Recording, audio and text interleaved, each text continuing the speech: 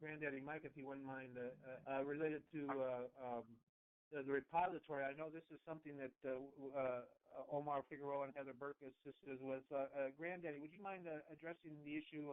The questions are, how do we address genetics in particular? Sure, John.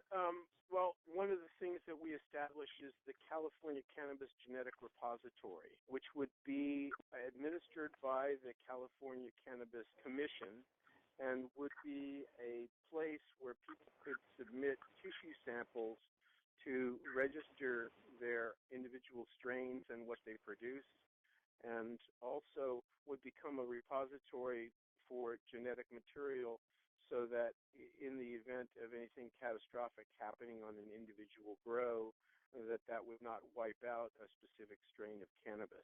I think we do have an issue regarding, the carrying of hemp pollen simply in the breezes and in the winds, and we share a number of people's concern that we don't want medical cannabis cultivation contaminated by hemp genetics.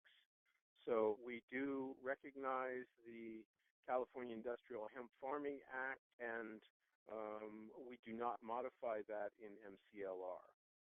And that book, that is a law that's already currently on the books and currently in application in California. And we just simply move up that should become operative as of January 1st in 2017, or when authorized under federal law, whichever comes earlier. So we're ready to move ahead even if the federal law doesn't recognize hemp cultivation.